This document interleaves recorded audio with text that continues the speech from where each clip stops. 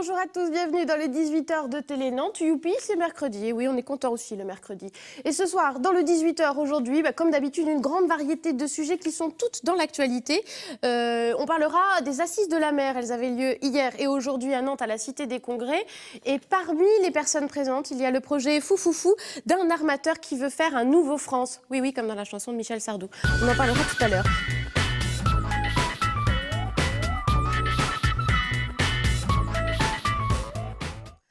Et tout de suite, nous recevons cet armateur foufoufou qui s'appelle Didier Spade et qui a la drôle d'idée de faire un nouveau France. Et pour l'interviewer, je suis avec Cécile Petitdent. Bonsoir. Bonsoir. À vous deux. Bonsoir. Je le disais, hier et aujourd'hui, il y avait les Assises de l'économie de la mer. On en a parlé à l'occasion notamment de la venue du Premier ministre qui faisait cette inauguration. Et bien, il s'y passait aussi d'autres choses. Et notamment, vous étiez présent pour présenter votre projet de nouveau France. Alors, première question, le France, c'était évidemment un paquebot qui avait été construit à l'époque dans les chantiers de l'Atlantique à Saint-Nazaire, qui avait fait parler de lui dans la chanson de Michel Sardou aussi que je mentionnais tout à l'heure. Est-ce que vous, votre projet, il ressemble ou pas aux France de l'époque? Enfin, quel est votre projet? Alors, non, il ne ressemble pas aux France de l'époque qui était un transatlantique, qui avait pour vocation de rallier le vieux continent au nouveau continent le plus vite possible. Le nouveau France est un bateau de croisière. Donc il ira beaucoup moins vite, il fera beaucoup plus d'escales, et c'est un bateau qui est destiné au marché de tous les gens qui veulent se détendre en mer. C'est l'hôtel qui se déplace, et bien évidemment c'est beaucoup plus confortable. Et de là, toute la croissance de ce secteur que l'on connaît aujourd'hui. En fait, le projet consiste à faire construire au chantier de Saint-Nazaire un bateau de croisière inspiré, vous allez nous le dire, peut-être d'une French touch et inspiré de tradition et qui sillonnerait les mers, et ça, pour de la croisière haut de gamme. C'est ça le projet. Oui, en fait, le France de jadis est dans le cœur de tous les Français. Vous connaissez effectivement son histoire qui a été reprise par Michel Sardou. Et les Français l'ont vraiment dans leur cœur, enfin beaucoup d'entre eux en tout cas. Et ce bateau en fait va continuer une histoire qui s'est interrompue à une certaine époque puisque le France est devenu Norway. Oui. Donc là on le fait renaître. Avec un programme tout à fait différent puisque ce sera un bateau de croisière. Et là on voit les images. Voilà, alors on voit justement les cheminées en fait, qui sont le clin d'œil à l'ancien France. Ouais. On les a reprises, on les a revisitées, on en a fait des espaces de... habitables, là. Absolument, des espaces de vie avec des restaurants, des salons et des suites.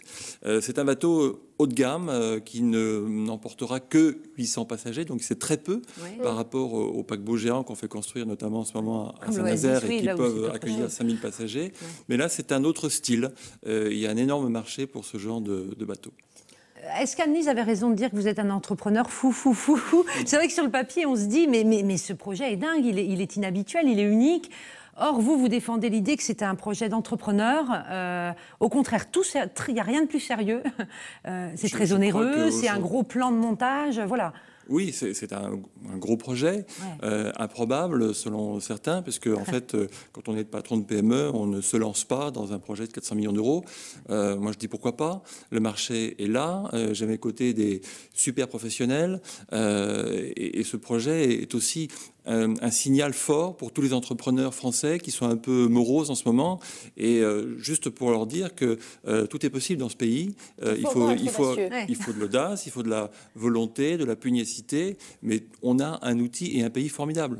Alors vous dites oui patron de PME parce que vous dirigez une société de croisière fluviale, hein, c'est ça oui, actuellement? Oui, marin d'eau douce à mes heures. Voilà, vous passez à l'eau salée. Parlons chiffres aussi un peu. Ce projet, il est chiffré à 450 millions d'euros, hein, si je ne m'abuse. Il a déjà été un petit peu retardé dans son calendrier parce que c'est compliqué quand même de trouver des investisseurs. C'est pas la cause du retard. Il n'y a pas eu de retard. Il y a eu un retard conceptuel parce qu'au départ, on était parti sur un bateau qui avait une capacité un peu inférieure. Il était aussi un peu déséquilibré en termes de design puisque les cheminées étaient un peu volumineuses par rapport à la taille de la coque. Donc, on a rajouté un pont. Or, quand on rajoute un pont à un bateau, on change complètement le bateau, en fait. Donc, il a fallu reprendre toute la conception même du navire et reprendre les éléments financiers qui allaient avec. Parce que quand on augmente la capacité de 100 personnes, bien évidemment, c'est bon pour le business plan. Donc on a pris un petit peu de retard, mais c'est un retard très positif, parce qu'on part avec un produit beaucoup plus abouti. Et les investisseurs, ils sont au rendez-vous du coup aujourd'hui? Alors, on a commencé la phase de levée de fonds cette année, donc on a nos premiers succès. Nous espérons recueillir les suffrages de beaucoup d'investisseurs français. Aujourd'hui, il y a peu d'investisseurs français engagés dans le milieu de la croisière. C'est plutôt des Américains, des Asiatiques, au Moyen-Orient. Mais on espère quand même que les Français seront présents dans le tour de table, bien évidemment. Il y a déjà des partenaires, si ce n'est financiers, au moins des partenaires moraux ou de cœur autour du projet ? J'ai reçu plein de lettres d'encouragement. Et on a un site, www.lenouvofrance.com, où on reçoit tous les jours des mails de gens qui nous disent « C'est formidable ce que vous faites, ça manque à la France, il faut de l'audace dans ce pays, vous allez y arriver ».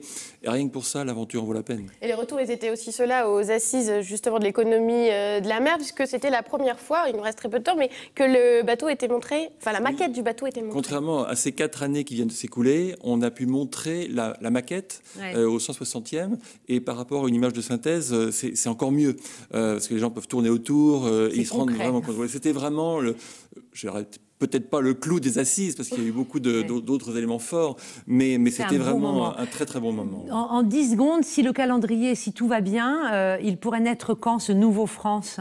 2018. 2018, c'est demain ? Après-demain, pour moi, mais demain pour beaucoup de gens, oui. Et construit à Saint-Nazaire. Bien évidemment. Évidemment, avec les savoir-faire d'ici. Il y a tout ce qu'il faut dans ce pays pour le réaliser.